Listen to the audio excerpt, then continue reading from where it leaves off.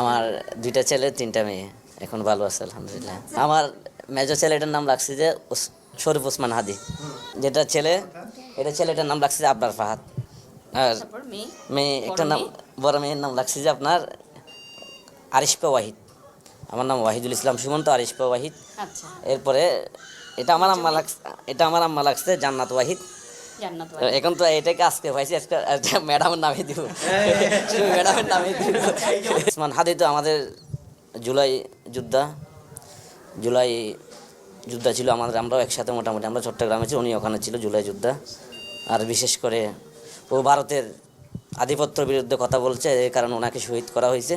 এই জন্য আমি আমার ছেলেকে ওসমান হাদির মতো যদি বাঁচিয়ে রাখে আল্লাহ, যদি হায়াত দেয়, তাহলে আমি ওসমান হাদির মতোই গড়ে তুলতে চাই। এবং আবরার ফাহাদ যিনি 2018 সালে যিনি ওই ভারতের আধিপত্যের বিরুদ্ধে কথা বলতে গিয়ে শহীদ হয়েছে, এই কারণে আমার ওই ছোটো ছেলের নাম রাখছি আবরার ফাহাদ।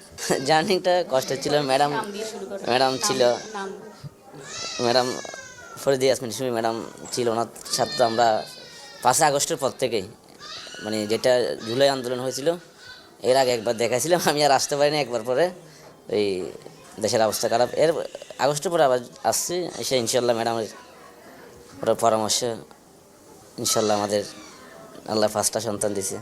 সেবা নিয়ে বলতে গেলে এটা অতুলনীয়। আমি তো আসার সাথে সাথে আমি প্রথমটা থেকে শুরু করি, যে আমি ছিলাম না, আমি ওই পিপলসে ছিলাম ওনাকে নিয়ে।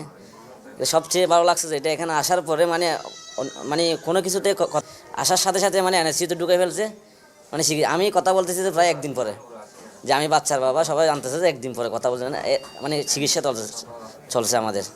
তো এরপরে সগির স্যার তো সর্বক্ষণ আমাদের সাথে ছিল, উনি সবসময় আমাকে সাহস দিত যে আমি মাঝখানে মানে অধীনেই স্ট্রিং মেডিকেলে নেওয়ার জন্য একটু ছিলাম, যে খরচপাতি এটা নিয়ে।